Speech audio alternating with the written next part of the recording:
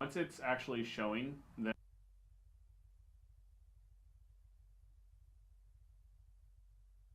Three, two.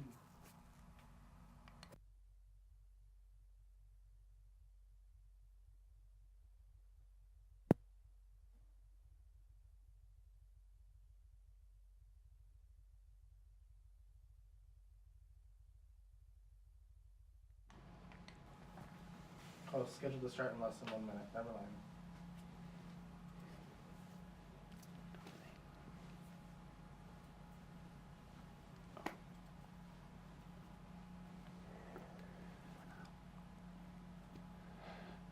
good morning, everyone, or good afternoon, depending on where you guys are tuning in from. Thank you so much for joining us for today's very special Share Faith Academy webinar.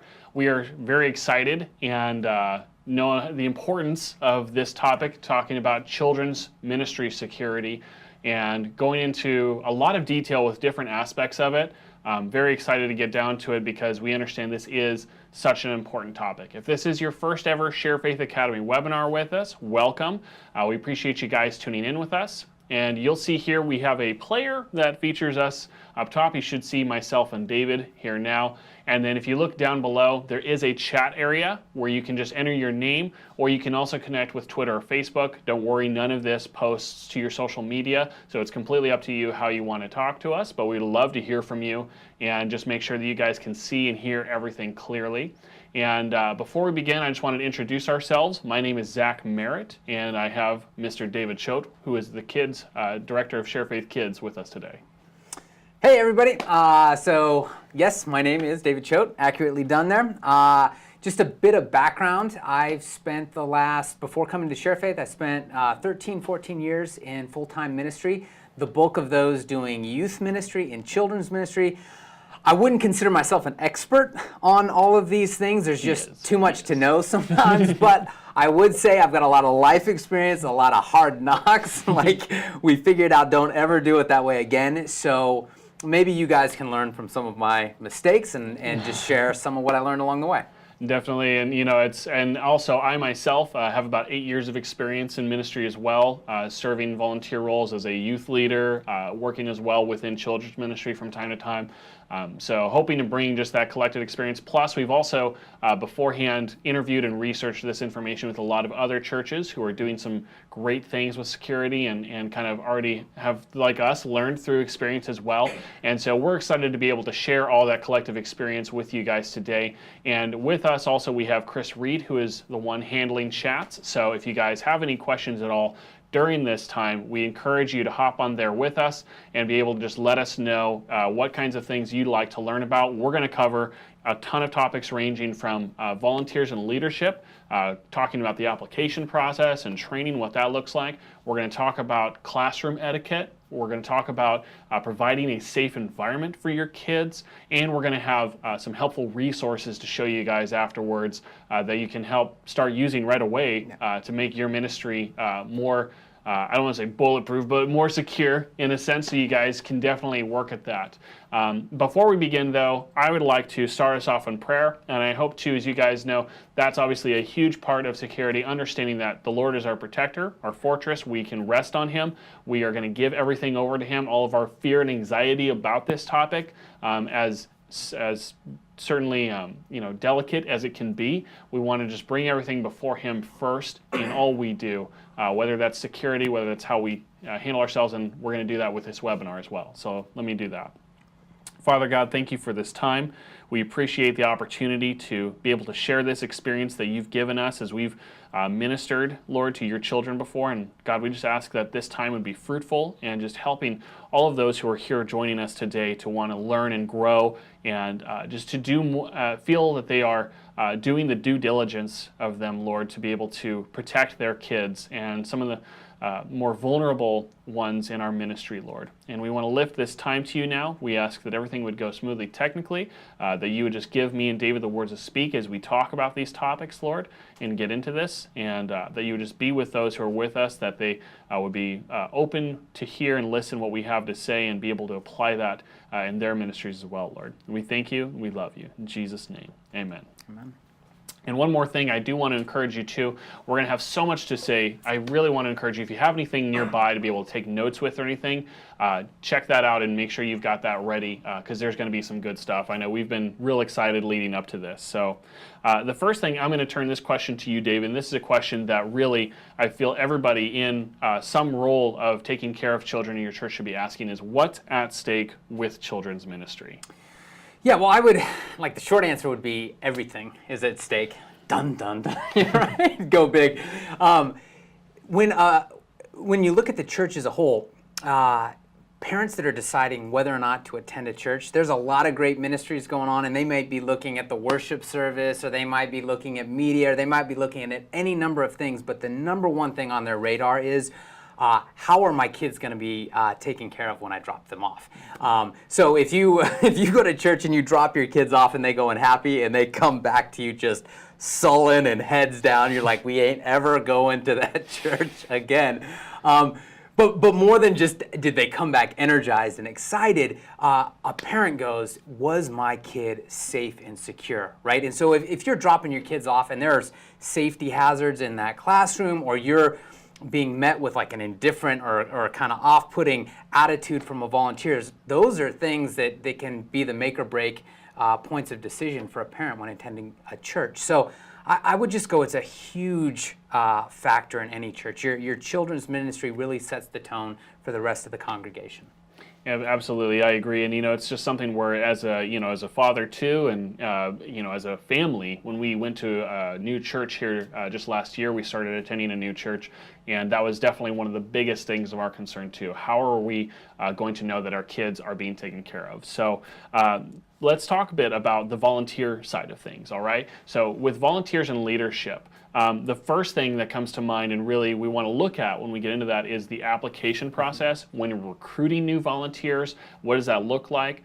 Making sure that you guys, when we are working to recruit people, that we are, first of all, looking for people who have a heart for children's ministry, right? And then also with that, so that they understand, what the recruitment process, what the application process looks like for people who are interested, that there are there's screening involved, that you're going to do your due diligence, like I mentioned earlier, just in terms of making sure that that is being done when somebody is coming through. And it's not just like anybody who wants to can come do it. So the first thing I want to bring up with the process, because like we were kind of talking about earlier, there's multiple stages with a application process. And one of those definitely should be the background check side of things, kind of learning more about the history of people as they're coming into it. And really, churches everywhere, in terms of security, need to have some type of a service or solution in place to be able to conduct background checks for people who want to volunteer. Because the church is such a vulnerable area. Yeah. And you just don't know who could potentially be trying to come and infiltrate your church.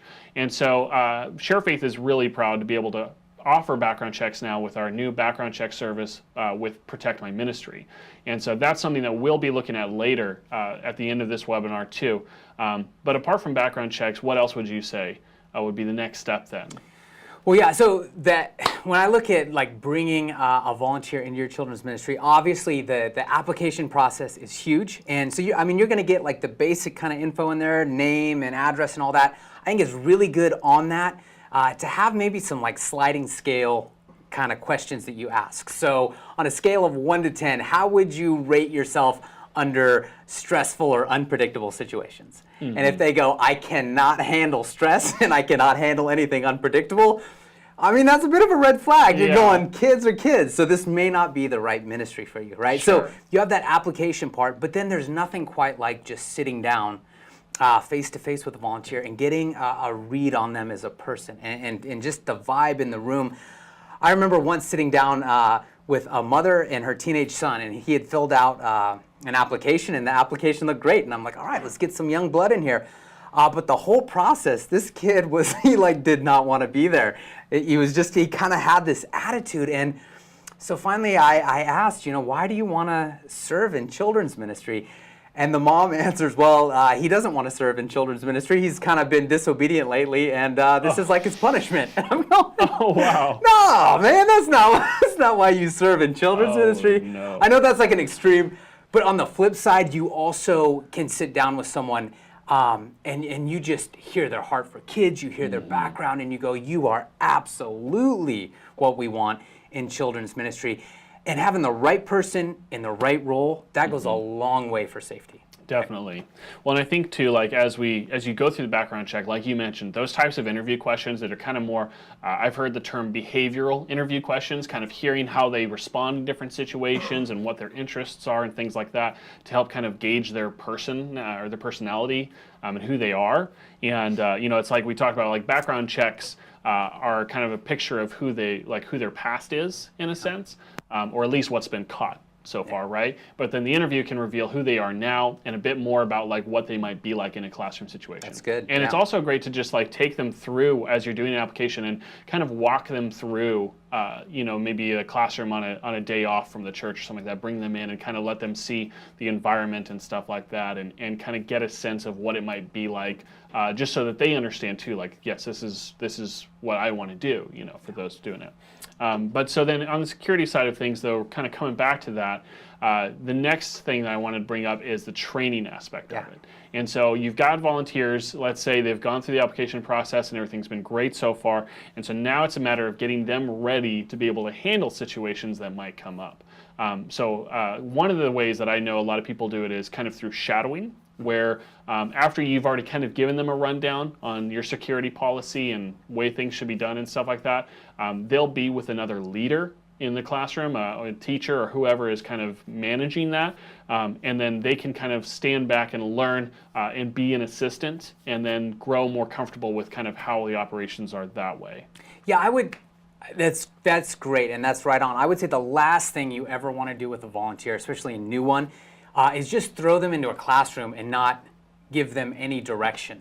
So you're creating an environment, if you do that, where they're going to wander into trouble or something's going to go sideways with a kid or with another volunteer. So in addition to shadowing, I like before you're even in a classroom, maybe assigning someone to follow, to walk a volunteer through the classroom and walk them through a typical service without any kids in there at all, and just go, so here's typically how it starts. Parents will come here and they'll check in here, and when you greet them, this is a great way to talk to them. If you notice that a kid is sick, or just like walk them through a typical service, because a lot of people, they have an incredible heart to serve, and that's what we want in ministry. But you can't assume that they know what children's ministry is like. And so on the leadership side of things, it's so important for you as leader to just walk them through that and do everything that you can to help empower them and give them a sense, good and bad, right? Don't like sugarcoat it. Go, sometimes kids will throw up in class. Sometimes there's going to be a fight. Sometimes these things happen, but you don't have to be freaked out about these things, right? We've thought about them. We've experienced them. And as we walk through this service, you're going to be given the tools and strategies you need to be successful. Definitely, and I think giving those volunteers that confidence that they are coming into something that's already established, I understand a lot of people who are watching with us now, maybe they're not there yet and they're wanting to get this all put together, and so that's great, and I hope you are taking notes because we're going to get into more meat here for things, but we're just talking about some examples of ways that you can do these things. And so we talk about with shadowing others, seeing how others do it and everything. Also there's group training, and David, like I know you've talked about like before with having a monthly meeting with leadership. Yeah, no, that was one of my favorite things of everything I did in children's ministry. I love being around the kids. I love teaching, all of that. Getting together once a month with your leaders and talking about the overall picture and scope of children's ministry is so good. And on the safety side of things, if you're the leader, you can only see so much. So you might be going through classrooms or you might be putting out fires here and there, but your volunteers that are serving in the classroom every week, they're the ones that are going to notice, hey, the wood paneling is pulling off here and it's getting a little dangerous. This door doesn't lock like it should. We're having an issue with this parent consistently, and so you need to be able to hear those things, and then in that group meeting, talk it out and go, okay, here are our policies. Here's how we're going to address that.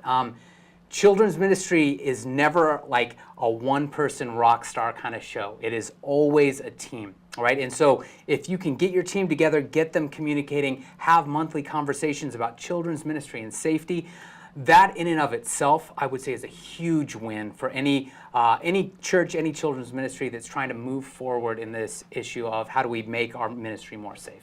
Definitely. And and the other side of that too is you don't want to, because that's fantastic to get the leadership, make sure that you're on the same page. That's a major necessity to keep that rolling. And then also though, we work with the reality though, since we're so many volunteers in our services in our churches, it can be difficult sometimes to get all of them together in the same place to do something like that. And where I've seen some great examples is doing like a pre-service meeting every week with everybody who's there that Sunday or whichever day it is. So like you just meet with them maybe about 15-20 minutes beforehand, and I've heard one children's ministry director talk to me about how their policy is to have them come together and then go over, like highlight a security policy. And it's kind of a good refresher too, because you'll have people who, you're consistent, come every week or every 2 weeks type thing to volunteer, but it's still good to get that refresher and to hear that like, oh yes, that's right, this is what we do in case of this, or that's right, this is where I could find that if I need it, or something like that, or this is who I talk to in the event this happens. So those are all good things to just like keep a note of, like, okay, this month we're going to go through in every service this month beforehand, I'm going to mention this again, just so I hit all of the volunteers as they come through the system. And that's just a good way to keep them kind of up to date too with anything that's going on. I think that's fantastic. And the one thing I would throw in, it's also a great way to keep a pulse on your volunteers. Sometimes we forget that they're human too, and they go through stuff. And so sometimes you'll have the volunteer that comes in and they're sick, right? They're just obviously sick. They shouldn't be there. But they know it's hard to get volunteers, and they've got the guilt and all the rest. And so if you have that point where you all touch base, it's like, go home, right? We're going to survive. It's going to be better for the kids, for everyone. So in addition to everything you said, I think it's great for keeping a pulse. Definitely. So yeah, I think that's a great option then to do like a weekly meeting just beforehand with your services so you can kind of cover those bases. And there's different trainings too that you can do as a group. Like there's certain things, like you could obviously like send leaders to conferences. There's some great conferences out there that people can find out about and get in touch with. And then also, there's specific things that you want to make sure that you touch base with, especially with leaders. Things like dealing with child abuse and recognizing things like that. Like making sure that somebody there understands and knows how to do CPR and first aid. That's crucial. And it's great. This is an opportunity as well where you can actually get your congregation involved when you're doing trainings like these, and kind of like reaching out and finding out if there's anybody there who works like in the police department, fire department, EMT services, anything like that. Like there's so many resources you may not even realize you have at your disposal. That you can have someone come in and kind of help your leaders understand these things and learn some of these basic principles, get certified for first aid and all that kind of stuff. Like it's just a great idea to look into that if you haven't already done so. Yeah, and on top of that, that's so good. There are so many people in your congregation that want to serve, want to help, but they don't necessarily see themselves as being in children's ministry, right?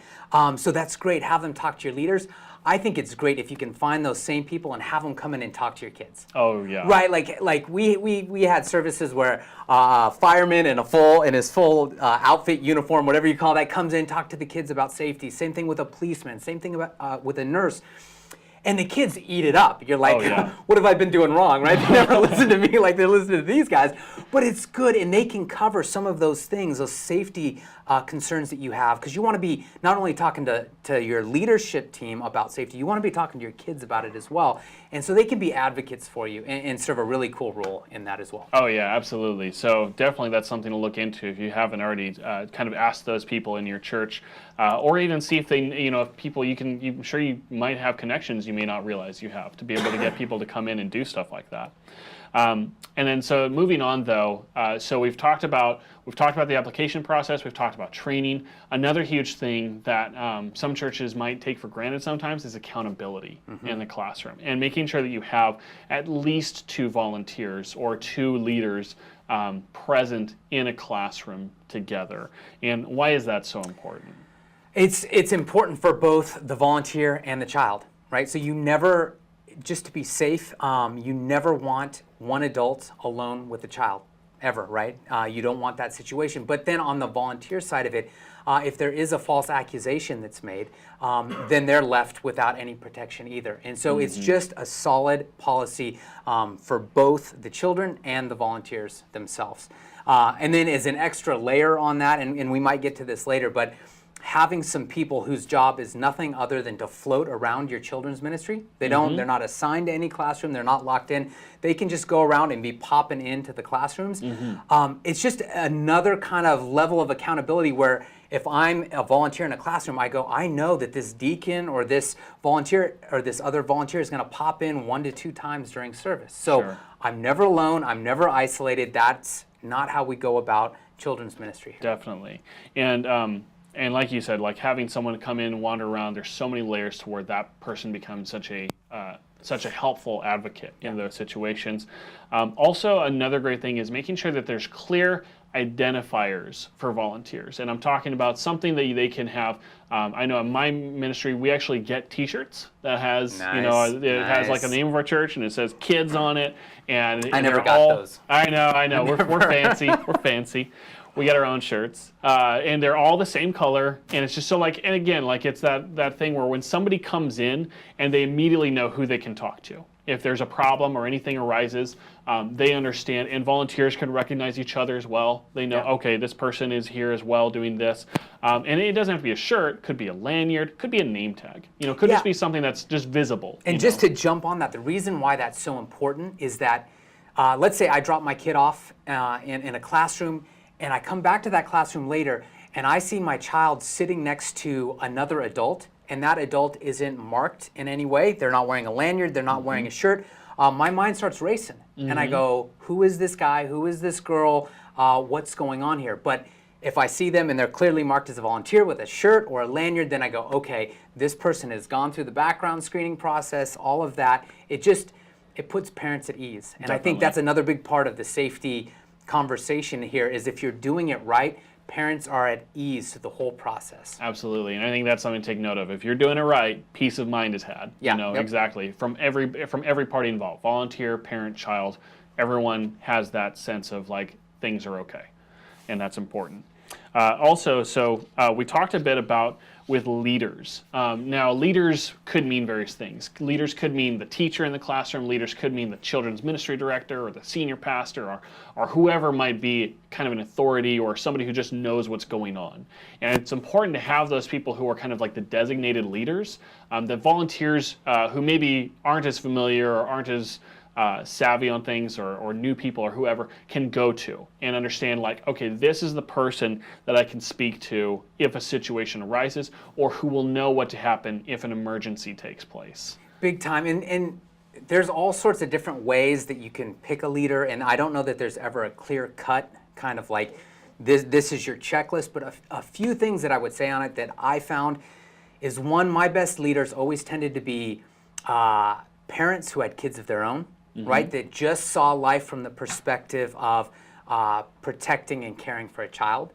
And then also I would say with the younger volunteers, one of the things that made it a little more tricky to put them in a leadership role is that there's some times where they can make choices that just aren't always, I don't know the best way to say it. They would just make choices sometimes where you're like, oh man, don't you understand that this is a young kid and how that could get him into trouble?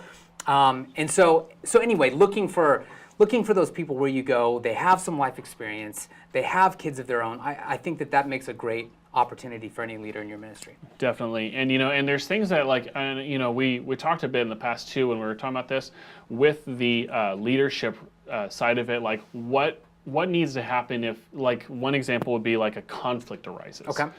So let's say, and this is a common example and a big thing where churches have to be careful of, is let's say there's a child with divorced parents. Yeah. And stuff happens all the time with that. There can be custody battles, there can be fights over who the child should be with, and one parent brings their child to service and the other parent knows about it comes and tries to get their child from service, and a volunteer won't necessarily know offhand, like they may recognize the parent even and go, oh yeah, of course, that's so and so's mom or dad.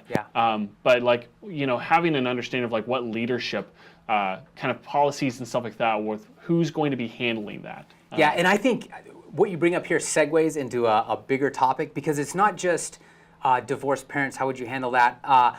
It's the same kind of situation you could run into, like, well, what if a younger sibling comes to pick up a child? Do you allow a teenaged sibling to pick up a child? Do you allow a friend of the child? Do you allow a friend of the family to pick up a child? And so I would say, in the broader context, it's going, what is your church's check-in policy? Like how do you handle that? What is allowed? What isn't? And in our minds, we go, well, it should be simple, right? You should just drop off a child and then pick them up, and if it's family, it's all good. But the moment you have one of those situations occur where you have a parent that doesn't have custody picking up a child, and then the mother or whoever it was that dropped the child off doesn't know where their kid is, you have a full-blown crisis going on there, and that's never a position that you want to be in. So outlining and having clear understanding of what your check-in policy is crucial. Definitely.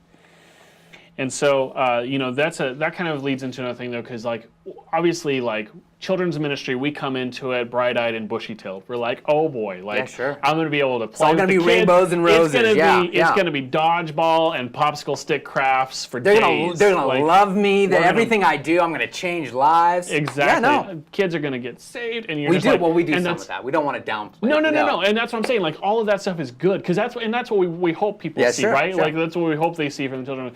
But the reality is, there's times that are going to come around that volunteers are going to feel beat down over something. They're going to get anxious over stuff. They're going to maybe feel a bit lost at times if something comes up that they're not really fully prepared for, as much as we do our best to get them prepared for those moments. How do we kind of like, again, this is an important thing for security, though, too, because you mentioned you want to keep a pulse on your volunteers. What do you do against that anxiety side of it, or hard-heartedness that can come around from that? Okay, so if your children's ministry was anything like mine or some that I've served in, you never have enough volunteers.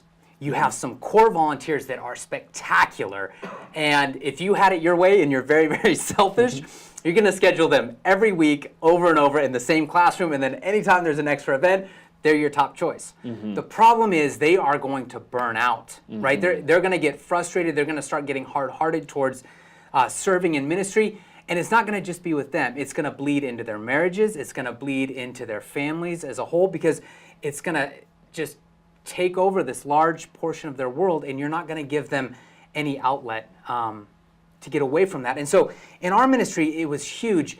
You have to go to church multiple times a month if you serve in children's ministry. You have to attend the adult service with your family, and that is mandatory, right? So if you stop doing that, then you stop being a part of children's ministry. And then also in it, it's going, and I mentioned it before, your volunteers are people. And so if you're in that leadership role, every week you need to be touching in with your volunteers, touching base with them and going, hey, you served on Sunday, how did it go? Right? So that was a part of my role leading a children's ministry, was every week sending out an email. And I would do personalized emails to the team. I would try to walk through the classroom and just take notes, ask them questions like, hey, what are you doing on vacation, or what's going on with the kids? And then those personalized emails would just say, hey, you brought up that your family's kind of feeling like they're not connecting, and that you're wanting to really get away and take a weekend. Why don't you just take next weekend off? Yeah. I got you covered. I'll be in the classroom. And so it's a bit of like policies that keep them safe. You're always going to church, but then it's you as a leader really going, I am the shepherd of this flock of children's ministry volunteers. My job is to make sure that they're equipped, that they're trained, that they're also healthy and safe, and that's working like it should. Definitely, and it's so easy to lose sight of that sometimes, like you said, because we're just like in a constant, like, man, we just need more, we need more, we need more. And, I even in cases where it feels like you've got, plenty, it's just all of a sudden, like, this one weekend, for whatever reason, like, nobody showed, if you feel I don't know like, what it is about those weekends. yeah. It always happens. It's like what? No Did we church miss can the escape. rapture? Yeah, Sure. exactly. And so, but yes, it's so important to keep that beat on it and just kind of keep that communication channel open with people. And again, it's something where you don't want somebody who doesn't want to be there. You don't want somebody who feels like now at this point it's become a chore, and that starts to open up indifference, that starts to open up other, potential accidents from happening, or things where they're just not. And on that point, man, that's so good. If you ever meet with a volunteer and you get that sense of like, man, I'm burned out, and they're almost giving you the reasons why they shouldn't be in children's ministry anymore, give them a break. Let them take a month or two or a quarter or whatever it is off. Because a lot of times when you do that, they'll come back with a fresh perspective, ready to serve. And again, that's all about safety. When you have a volunteer in the classroom that's getting to that point of like indifference and hard-heartedness towards the children, that's when they snap. Yeah. Right? That's when they say something harshly that they shouldn't have said. That's when they get short-tempered, and you don't ever want that around kids. So anyway. A couple examples that we can give people who are watching of like ways that these are handled. I know one church I've spoken with who does a thing where they don't have volunteers do more than 2 services a month. Yeah. That's the maximum they do. And thankfully, like the volunteer base is there where they're able to rotate like that. And so some churches can be in that position where they go, okay, we're just going to have you and you on these 2, but the other 2 ones you just attend the regular church, like you're saying, making sure they're attending multiple adult services to kind of prevent that burnout from happening. And really, most of the volunteers only help maybe once a month or something along those lines.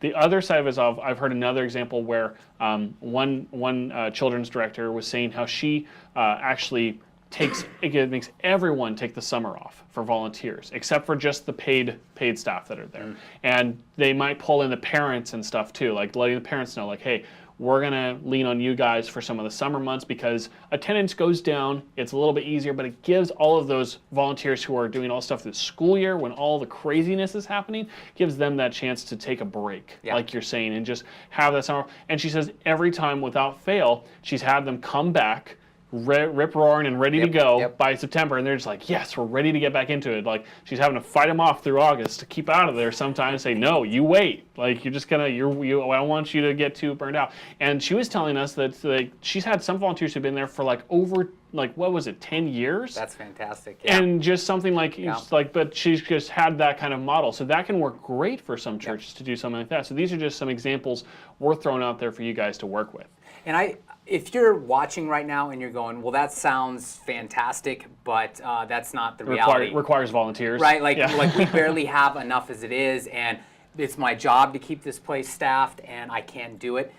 That's a conversation to have with your leadership. And I know sometimes those conversations can be scary or a little intimidating, but present it from a safety perspective, right? Go, for the sake of our children, we need volunteers in here that are fresh and that are ready to go. And if you can have that conversation with leadership, your senior pastor can be a real advocate for you in that, and talk to the congregation and go, this is why it matters that we have. It's not just about getting volunteers in here. We really want our kids to be safe. We need a rotation for these reasons. I've talked with my children's director. They've expressed these concerns. I want to talk about this as a church family. And then you can get some real wins there. So if you're feeling hopeless, don't just sit on that and keep that, right? Pray about it, and then go to your leadership and have a conversation about it. I mean, and then from there, depending on how far you get down that conversation, that's a thing then to turn to the congregation, because that's right. Who are your volunteers? They're part of your congregation, and so it's a matter of understanding the need for it too. It's we need people in there for accountability. We need people in there to make sure that we have enough volunteer to student ratio, that things aren't going to get out of hand and stuff like that. So it's all important, very much so.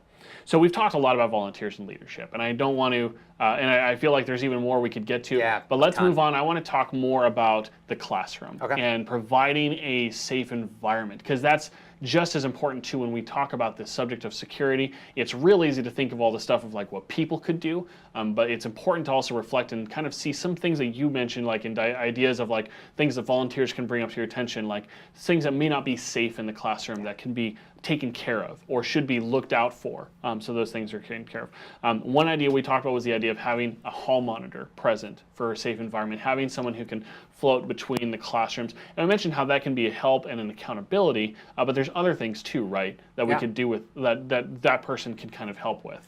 Yeah, I mean, the hall monitor can really be your bridge between your classrooms and the rest of the congregation. If you don't have some kind of procedures in place of how your children's ministry is going to communicate, it can be real easy for a classroom to feel isolated. And so a worst case scenario would be, let's say you have your 2 volunteers in the classroom, but one of them gets injured, right? Sure. Something happens, one of them gets injured. The other volunteer now goes, well, what do I do?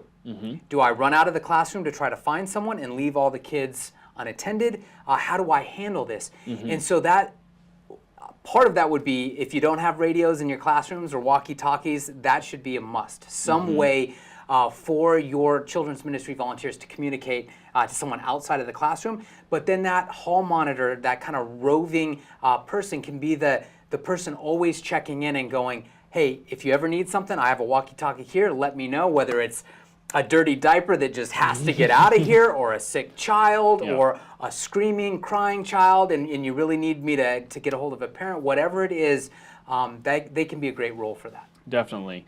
And another part of that too is the bathrooms, right? Bathrooms are notoriously known for just being one of the most dangerous areas where people, like predators or anybody who would be lying in wait for a child unaccompanied to come and do something like that.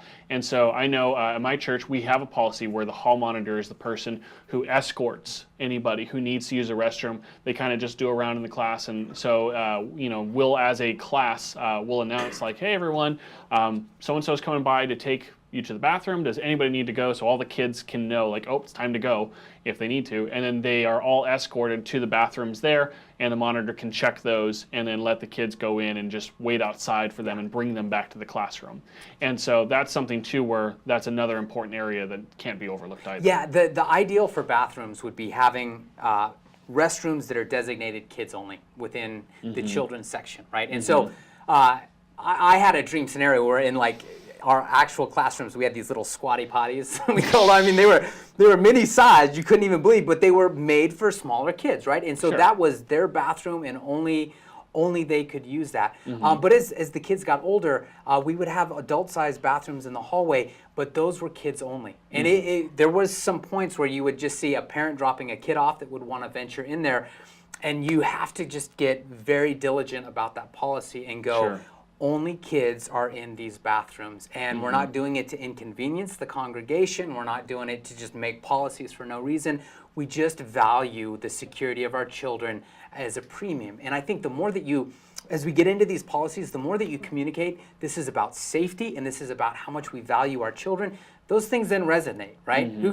Who's going to go like, oh, I don't care about my kid's safety, right? I mean, everyone does. So if you're communicating in that way, it goes a long way in instituting some of these policies. Definitely.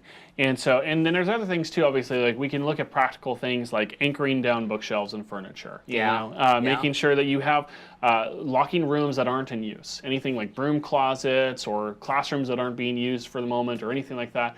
Again, you don't want to have an area where somebody wanders into an area they're not supposed to, or like we just talked about, the idea of somebody hiding or something like that, sneaking past and getting into those spots. So having that done, child-proofing things for little ones, obviously looking at your nursery and your baby's rooms and all those areas to make sure things are safe for the kids.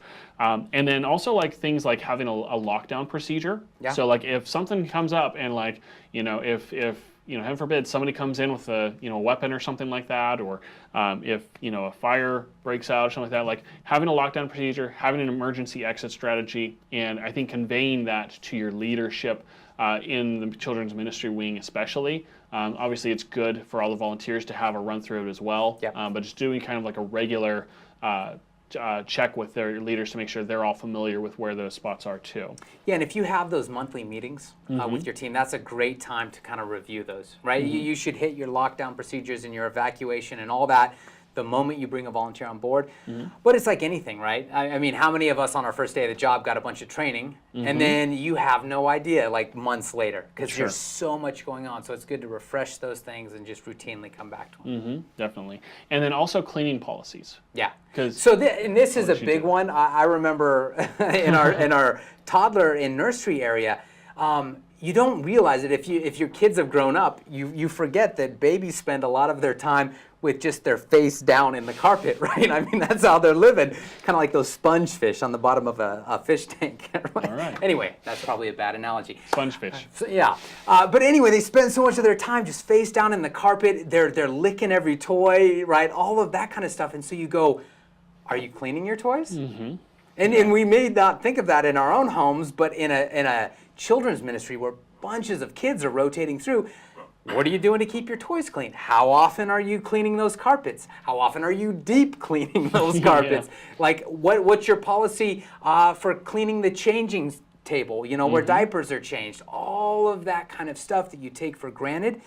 there's some real kind of health concerns there. And so just walking through every aspect of a classroom and talking it through, I think it's very important to take the volunteers that are in that room serving all the time and go, hey, if I haven't served with kids in a while, sorry, I just touched my microphone. I'm getting a warning. Don't do that. If you haven't, if you haven't walked through your classroom with your volunteers in a while, do that. Right? You did it on day one. You walked them through. Now have them walk you back through, and then go ahead and let them tell you about the things that are coming up. Let them tell you about any safety stuff, any cleaning stuff, any of that that's coming along. And they'll do a great job. And I think it's important too, like that's the thing where roles come into place. Like, because you talked about like, well, you know, do we do this, but also who's going to do this? Because that can be an issue where some churches, they rely on their deacons to do it. Some churches rely on the volunteers in the kids' classroom. You know, could be a mix of both. But just something where it's like clearly understood, like, okay, this is my week for making sure all of the toys are cleaned, you know, or whatever area I'm in charge of. So having that laid out can be a great thing to do too. And you know, it's like asking yourself the question: if it was your kid, would you have a problem with them being there? Yeah, sure. Like if you were to look at it, and I know like that was something I've talked to my pastor in the past about it. Like we, you know, at our previous church, my wife and I, we had a little one who was an infant at the time, and we brought them in, and there was an issue where there was light sockets that weren't plugged up and stuff like that. And it was a thing where we brought it up to the pastor's attention, and it's just a thing where, like you said, like it's just something you don't think about necessarily. And then it's just like, oh my goodness, you're right, and it was taken care of. You know, it's just a thing where that's a simple conversation can take place a lot of times. And that's a great thing too. Talking through with your leadership, what is our policy for fixing things that get broken? Sure. Right? Like who do I go to? Who is the fixer-upper or the person that's gonna put that siding back on? Who's gonna go and purchase, you know, the child safety locks if we need those? Because nothing can be more frustrating for a volunteer than bringing a safety concern up multiple weeks in a row and then it not get addressed. And it starts to reflect poorly on you as the leader of a children's ministry if that goes on, and it really starts to frustrate them because they care almost more than anyone else because they're the ones feeling the pressure like, hey, kids keep wanting to touch that or go in there. So anyway, clearly laying out if you see an issue, who are we going to contact and how is it going to get fixed? Definitely. And so we talk about the idea of providing a safe environment, and part of that too also belongs to classroom etiquette. Yeah. And really talking about you know, not just your volunteers, but also your students, your kids. Like obviously, you know, kids can do things, and kids can, you know, be, you know, there could be issues with bullying in the classroom. There could be, maybe there are students that have certain needs, whether it's maybe an allergy that you need to be aware of, or there could be special needs students in your classroom sometimes. So I want to talk a bit about this. And so with classrooms too, one thing before you even get into that is the idea of age ranges and having clearly defined age ranges. Yeah. So what do you say? I think it's a good idea. I think age ranges are crucial in there. When you look at like the younger ages and you kind of go like infant, toddler, 2-3-year-old, 4 or 5-year-old, but man, like when a 5-year-old comes up into like a 1st through 5th grade kind of classroom area, you look at that little 5-year-old and you're like, oh my goodness, that kid's just a babe wandering into this big room. But at the same token, those 5th graders are starting to go, you know, kids' church is getting a little lame. And so you've got to blend. If your age ranges get too big, you start creating an environment where things can get unsafe, especially if things like roughhousing start breaking out or anything like that. So as much as possible, I think your goal would be to have as many specific age range classrooms as you can get. That's the ideal. I know that a lot of churches out there can't do that. If you're in a class or if you're in a situation, maybe a smaller church, and you have older kids with younger kids, a great thing to do is sit down with the older kids and their parents and have a conversation about leadership and go, we need you in this classroom as more someone who can help us accomplish the mission that we're trying to accomplish here, as opposed to just being another kid that's sitting in here learning. And that's not a bad thing, right? We want to see our kids discipled and grown up and set free into ministry. And so anyway, an opportunity there. Absolutely, and I think with smaller groups, I've seen that before, where it's a matter of you see, perhaps there's or maybe there's just there's not quite enough of a certain age group that you, like the church is necessarily saying like, well, we can, devote volunteers to like 2 or 3 kids or something like that. But it's just something to keep in mind of like how you can still disciple those kids ultimately is the thing. So, all right, but then also before class, let's say class is starting, setting those expectations can be a huge thing for like classroom etiquette. Obviously, like we know you don't bite or spit or throw things at people or something. those Or are hopefully good. we know those Those things. are I don't good. know. I mean, depends on Chris is shaking his head no. He's still learning. So, it depends on how it goes. So with that, though, it's a matter of setting expectations before things start. And David, I know you had some great examples of what you did I really liked. Yeah, like in the Share Faith Kids VBS curriculum, you can check it out if you want. But we always opened every service having our kids repeat 3 things, right? Every child would say, while we're here, we're going to be safe, we're going to be responsible, and we're going to be respectful. Okay, so all of those things are huge, and so.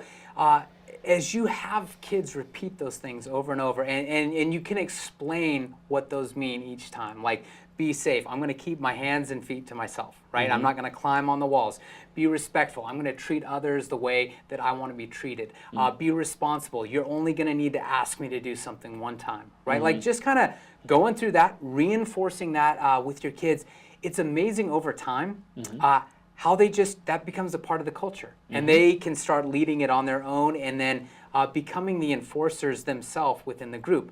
I think the worst thing that you can do on a safety perspective is just kind of let kids run wild, never talk about any kind of rules or boundaries for them, and then just let that become the culture. You'll watch new kids get dropped into it, and it can be an awful experience for a new child and a new family. And so having that conversation, I would say weekly with your kids is crucial.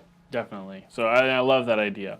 And so we talked about bullying, and I think this is an important one to get to. So bullying, what kinds of policies would you recommend for churches who are, wanting to make sure that they're doing everything to avoid or to deal with conflicts with bullying in the classroom?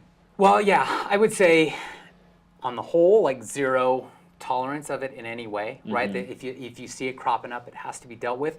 I think that there's the great biblical model of how to address it, which is first, you try to have the 2 parties involved talk to each other, right? And just talk it out. So if you can get the 2 kids to have a conversation about it and resolve it, then that's ideal. If not, then you go outside of that and you bring in parents, right? And then you have that conversation again. If that isn't working, if the 2 kids get together and parents get together and they talk and it isn't working, then it needs to become a thing where there's real consequences of if this behavior is seen again, you're going to go to the adult service with your mom or your dad, and that's how it is. Absolutely, and and there's discipline in the church. That's the firm hardline me. That's I mean, there's a bit of that where you go, we want our kids to be safe, and so there always is a point where rules and policies are what they are, but that you have to at some point kind of go, for the sake of safety, you're no longer going to be allowed to be in this environment until your behavior or your attitude changes. Definitely. I mean, That's the line of fear that goes through their mind when you say, next time, buddy, you're going in. You're going into the service. And they just like, dear. No, I know. Threatening to send a kid to the adult service. I mean, that's anything but please, that. Anything no, but you're that. right. Yeah. So yeah, definitely, and there's different disciplinary things we can do. We can do timeouts. We can have, like you said, like it was a great example of like having the kids, giving them opportunity to talk it out. And obviously, like we want to demonstrate a model of grace in how we handle any situations where kids are acting up or doing stuff, because we understand like there can be issues that are outside of church that are surfacing in the classroom. And so keeping a mindset of these are just kids, even teenagers. As a youth pastor, I can say even teenagers, like it can be tough sometimes because you feel like these kids should be more in control, more responsible themselves, but hormones are raging, so-and-so just got dumped last week, and they're, just like there's stuff that's like going on in their lives too that's the end of the world sometimes. Well, now I want to bring it back around. I gave you hard line, Dave, when to boot him out. All right. But the other side of this equation is that there is never a kid that's showing big emotional behavior issues that there isn't a backstory, right? There's not kids that just decide to come in and be bullies and and do whatever. And so there's always something going on at home. There's always something going on at school. And so keeping that heart of grace, you're so right on in that to go, before I send you to the adult service to that barren wasteland, I'm going to have a conversation with you. Where there are no snacks. There's no juice cups in the adult service. There's no animal cracker. But having a conversation with that child and going, I really do want to hear what's going on, buddy? Is something bothering you? Is something going on? And if you hear something where that little kiddo is struggling and they need help, then that is a leader in minute. That should be your number one thing, right? That's where you get the chance to be Christ to that kid and go, well, then let's sit down and talk about this. Yeah, And giving the kids the opportunity to repent, giving the kids to come back and do things where if they do anything to disrupt the class and it's been an ongoing thing and you've pulled them aside, you've talked to them, you've kind of helped them kind of work things out and stuff, bringing them back and giving them a chance to apologize or to do something and allowing them to kind of like rejoin the group, in a sense, when that kind of discipline maybe has to be taken and then in bringing it back full circle so that they don't feel the sense of like, man, I can never go back there. And that's good too, man, because church in any context should be family. Yeah. Right? A good church figures out with its members, with its people, how to work stuff out, right? And people aren't cast away and banished, and issues and fights are resolved, and forgiveness and grace.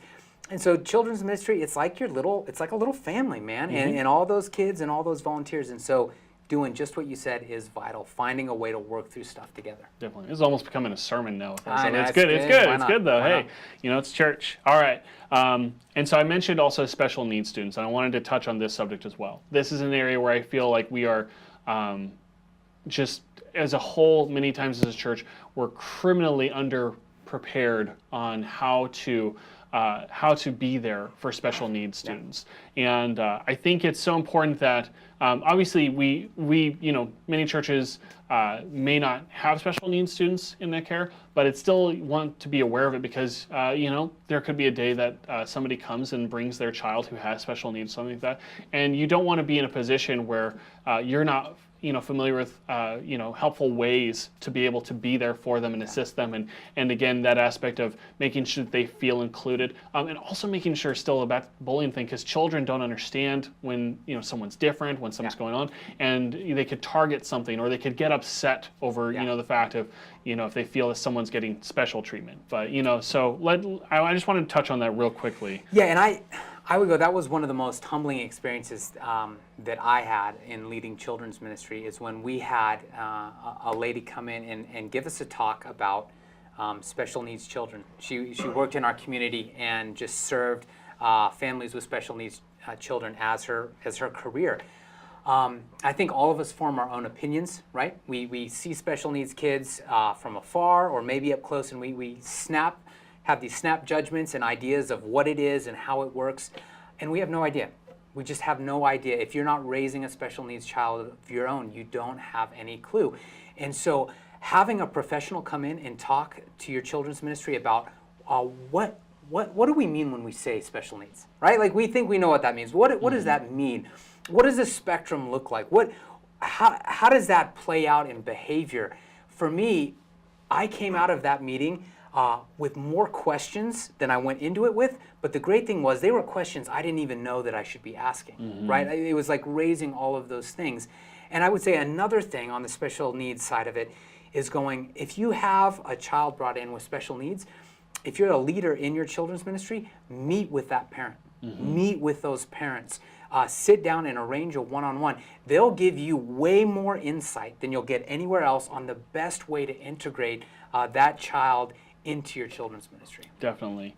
And it's a thing too, like we talk about the idea of keeping our flocks safe as shepherds, and the idea of and we know too, like for those who do the research stuff, like special needs students are targeted a lot of times by people who want to manipulate them, who are subjects of abuse and stuff. So it's something where those are just major things that we need to be aware of going into it, and not be ignorant of those things. I just talked this last week with a local church, and they established for that a buddy ministry, where it's basically a one-on-one kind of thing, where you have a group of volunteers that will be assigned one volunteer to one special need child, so that they really are being poured into and just cared for through the whole service. And you know, and in my church too, I recently was assisting in our first grade class, and one of the students had special needs, and so they made sure to include another volunteer in there with us. And it was a thing where we were doing that. We were still, obviously the student was still part of the classroom, still joining in all the activities and worship. Everything was that,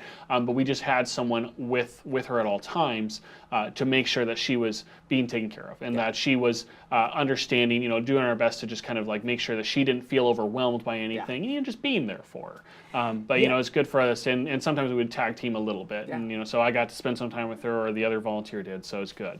I would say big picture, and you've already said it before, a good safety policy always protects the weakest and the most vulnerable. And so if your church isn't thinking about special needs kids, you're not thinking about safety right. You need to go to where are we most vulnerable, where's the greatest need, and we start there and then we build out. And so I'm just going to go ahead and kind of segue that to start wrapping some stuff up, because I know we are getting real close to the end of our time, and there's so much I feel like we could go on even more about. But I wanted to make sure that one of the things I bring up, because there's so much information we're talking about, so many different facets of children's ministry where you might be looking at it now and thinking, gosh, I don't even know where to begin. There's so much to do. And my encouragement for you would just to be to start somewhere. And there's a saying that we wanted to make sure we use because we were thinking about it. It's the idea of don't let perfect, the idea of perfect and what you think that should be, keep you from good. And so the idea of if it's not, maybe you don't have all the volunteers that you think that you would be ideal for the situation. Maybe you don't have the facilities or the budget or whatever it is that gives you the ideal picture of Alcatraz or whatever, keeping everybody in line. No, but just the idea of having surveillance, all this stuff. It's not about that so much. It's obviously there's things that you could constantly kind of keep an eye out for and ways to improve. But reality is starting somewhere. You don't want to let that vision keep you from starting and getting plugged in and just finding these first steps to start making things more secure. And so one of the things I was going to do for you guys real quick, I'll move over here. I'm going to grab my computer real quick. And Chris, if you want to switch over to my screen. Close this down. So I wanted to show you guys, I mentioned earlier how we are very excited to be able to partner with Protect My Ministry, and they are offering Share Faith Ministry background check service with us for our members. So this is just to show you an example of something that Share Faith is doing right now in terms of looking more at security and making sure that you guys are able to do more with your due diligence. And this is just a nice, easy way to do this. Now this is, if you're a Share Faith Kids member or with Share Faith Complete, you've seen this before. This is our Share Faith Teacher Scheduler.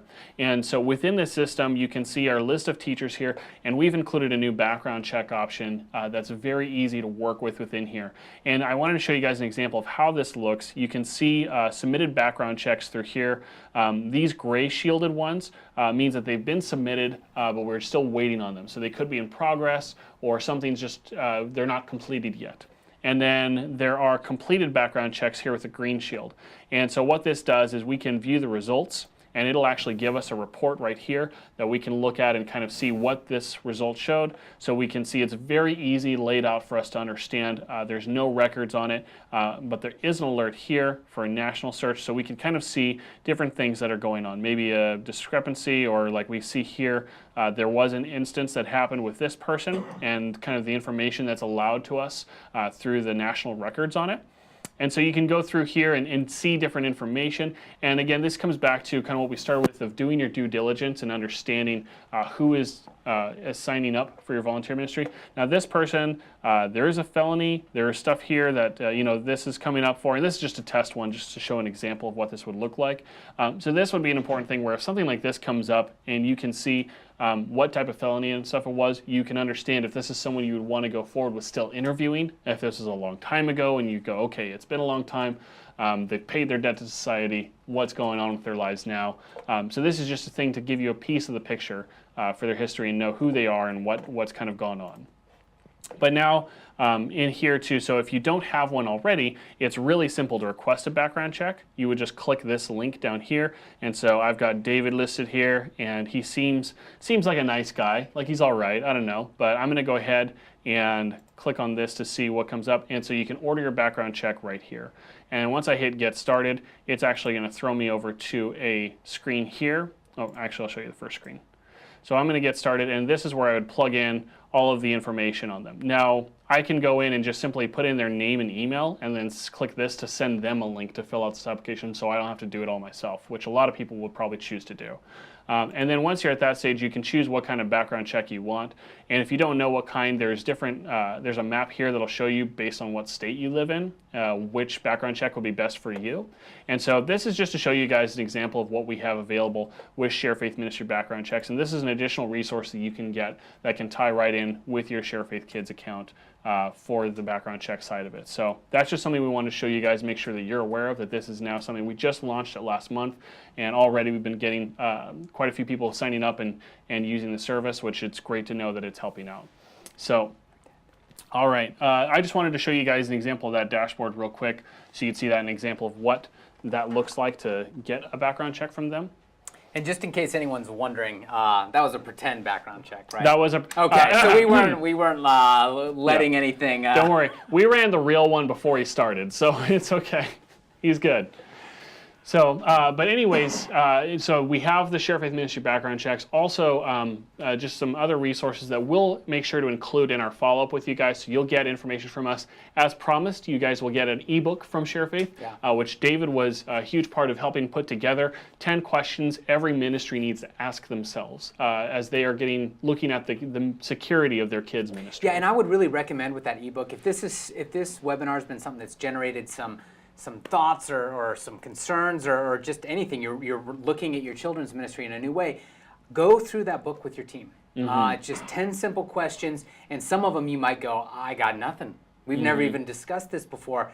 That's a great starting point, right? Better to kind of just face it head on and then go through. There's a lot of great resources in there, ideas, links to different places where you can just get some resources to help you really we also talked about check-in and stuff, and we actually do have a partnership with Alexio, a church management solution. So we'll include a link that'll give you guys the option to do a 30-day free trial with their service if you want to check that out. And then we'll also provide some other resources as well. There will be a link to a replay of this webinar. So if you came in late or you went like, man, there's so much good stuff, but I might have missed something, or I want to share this with my team, undoubtedly because David's such an awesome resource of knowledge here. I do what I can. Yeah, I do what I can. Hey, it's amazing. We love it. So we just want to make sure that you guys know you'll get a follow-up with that too. So that'll all come in your email tomorrow.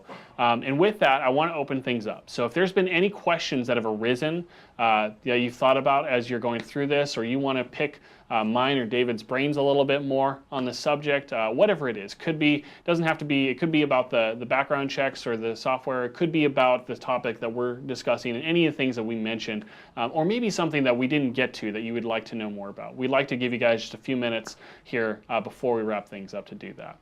Chris, has anybody been chatting? I have two separate people ask the same question. Okay. All right. So don't mess it up. Are background checks only available to people in the United States? Yes. So with the background check solution that Share Faith offers, it is in the United States. If you want to, we can get you in contact with Protect My Ministry, and there's a possibility we could look at things where it's like possibly Canada and maybe some other regions. But as it is, the service that's included with their membership, it is just the United States. But it's all 50 states and counties within the state as well that you can get to. And they offer different packages based on your needs and your location. All right. Is there an additional cost for the background check? Yes, so the background check service is through Protect My Ministry, but integrates with Share Faith. So there are two different ways that you can sign up for it. You can do a yearly background check service for $2.99 a year, or you can do monthly for $29 a month. And what that does is that includes all the services and fees for them to actually do the research and run the background checks for you on your behalf, and you can submit everything online, and the Protect My Ministries team will handle things for you through there and then get that report back to you. And you can also ask too about what other services all come with that, but those are all included with it. And then you would just pay any fees involved for mandatory county fees and state fees and stuff like that per background check that you order. Yeah. All right. Yeah, there's also additional fees that Protect My Ministry does charge for packages when you order like a package of background checks. So yeah, if you want to, you can order bulk packages of background checks, which can save you, can save you some money in the long run. So if you know, hey, I'm about to go through and do a complete background check audit, and it's good idea too with background checks to do them on a recurring basis for volunteers to just kind of make sure you're keeping things up to date, especially if you're a bigger church. Yeah, big time. And you may not be necessarily connected with everybody on their lives outside of Sundays or whenever they're doing their services. So it's always good to have that available, and then you can just know, like, hey, I'm going to run 100 background checks through this thing. You can buy all those in bulk and then be able to get that taken care of. Even my church is about 800 people.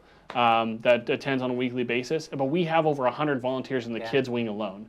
And so with something like that, we know, like, it's good for us to be able to run a large amount of checks at once each time.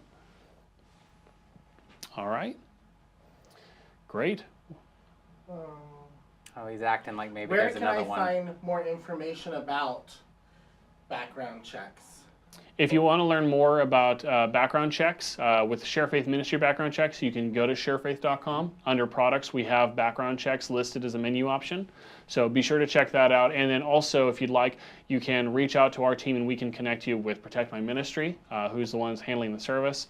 And we will be sure to get any questions that you guys have answered about that stuff. So, but ultimately, what we're doing today is we just wanted to make sure that we brought information that we were like, you know what? Not every church may know these things. Not every church may have had these experiences yet.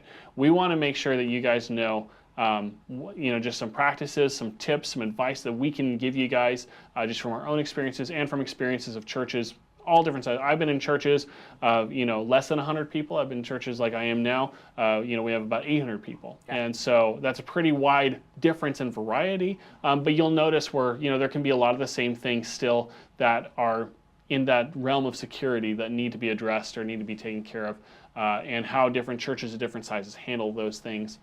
So it's always good to kind of get a full spectrum of ideas of what you can do. And, that's another thing too. Your church may not be very big right now. You may be starting out, or you may be really small and you're looking. Every church is always looking to grow, though, to be able to grow and expand.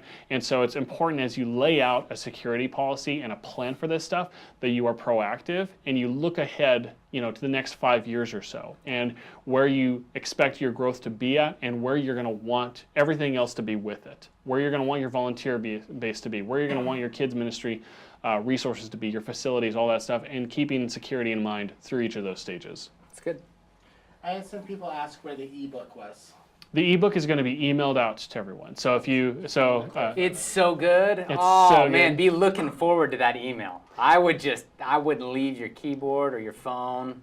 yeah. Just be ready. As It's promised, coming. everybody who signed up for today's webinar, you guys are going to get that ebook emailed out to you guys tomorrow. You should get that email in your inbox. So keep an eye out for that, and you'll see it.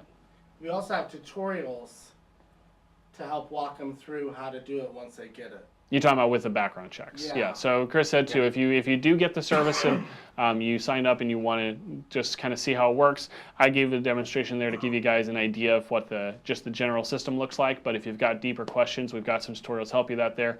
Or like I said, we also have our folks at Protect My Ministry who will help you guys too.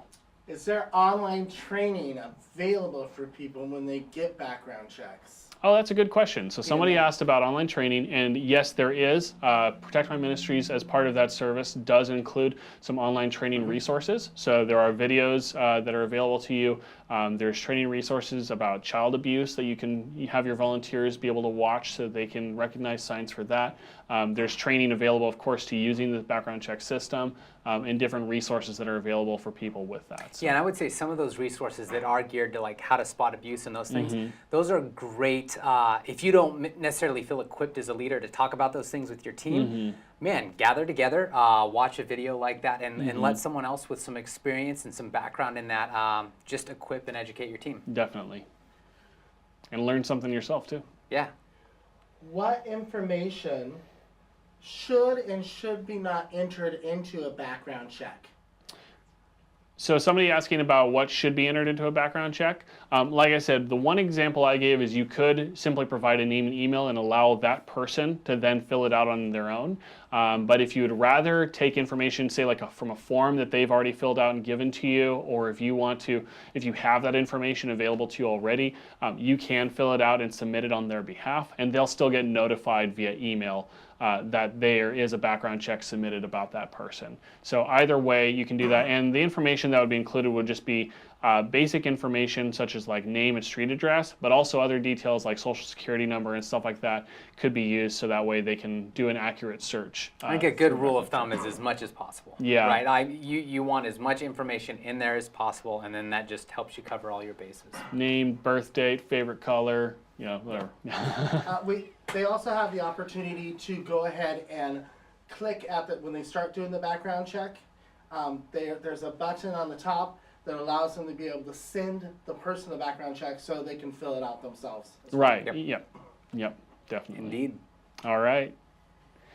Okay, well, I know we went over time a little bit. Thank you guys, everyone who's come and stayed with us and joined in with this it. was a blast. I know, it was good. great. It was fun. Gosh, I could sit here and listen to David's stories all day about I could listen to stuff. myself all day too. I know. And we're glad you guys felt like you could listen to him for that time too. Sure. I'm glad you got to be with us. Yeah. No, it's great having you guys. We appreciate you taking the time, and we really hope that this information has been just eye-opening for some of you guys and helping to get some insight and some ideas on what you can do to make ministry, make your children's ministry a more secure place for your families. And so before we go, I'd like to pray for us as we head out, and then we'll let you go. Father God, again, thank you for this time, Lord. Thank you for just all the conversation and the different things that we've talked about, Lord. God, I just pray that this information will just be a fruitful source for everyone who's been tuning in with us, Lord, that they can go back to their team or to the drawing board with what they've got going on in their children's ministry and really see those opportunities that they can have to just make them, just to give their children, their volunteers, their parents, everyone involved the peace of mind in knowing that there is protection there. Lord, we just ask that everything be done in prayer, that you would be able to guide us all in our endeavors to be able to share the gospel with these kids, and Lord, to do so in an environment that is safe and keeps them safe, Lord. We thank you. We love you. In Jesus' name, amen. Amen. All right. Thank you guys again so much. We appreciate having you, and we look forward to the next one. In the meantime, you guys have a great week. God bless.